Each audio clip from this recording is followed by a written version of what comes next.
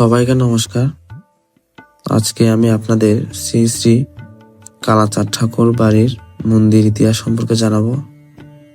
শ্রী শ্রী কালাচাঁদ ঠাকুর বাড়ি বোয়ালখালী এক ঐতিহাসিক ধর্মীয় তীর্থস্থান, যা 3 শতাব্দীর বেশি সময় ধরে ভক্তদের আস্থা ও বিশ্বাসের কেন্দ্রবিন্দু। কালাচাঁদ ঠাকুর বাড়ি কিভাবে সৃষ্টি? কথিত কথায় আছে, হাটহাজারে ফতেহাবাদ ভক্ত বৈষ্ণব কালাচাঁদ, উনি স্বপ্ন দেখেন দিঘির পাড়ে কীর্তন করার সময় লক্ষ্মীনারায়ণের মতো চতুর্ভুজ বিষ্ণুর মূর্তি প্রাপ্ত হন। পরে ভক্ত রামহরি আচার্যের গ্রহে প্রতিষ্ঠিত হয় শ্রী শ্রী কালাচাঁদ ঠাকুর এই মূর্তি। পরে পূজিত হয়ে এই মূর্তি কালাচাঁদ, যা বোয়ালখালী উপজেলায় স্থাপন করা হয়।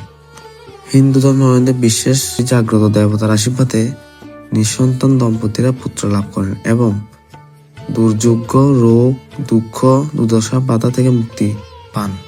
এই জন্য প্রতি বছর ভক্ত ধন্য পূজা অর্চনা করতে সমবেত হন। আবার বলা হয়ে থাকে, বিশেষ করে অন্নপ্রাশনের তিথিতে অসংখ্য পুত্রবতী জননী মুসলিম মন্দির প্রাঙ্গণ হিসেবে মুখরিত হয়। পুত্র লাভ, সন্তান লাভ করার পর এই মন্দিরে মুখে ভাত দিয়ে থাকে। তো আশা করছি আমি এই মন্দিরের আপনাদের ভিডিওটিতে দেখালাম পুরো মন্দিরের ভিডিও এবং ইতিহাস সম্পর্কে জানালাম। তো ভিডিওটি এই পর্যন্ত, দেখাবো অন্য কোনো ভিডিওতে। সবাই ভালো থাকবেন, সুস্থ থাকবেন।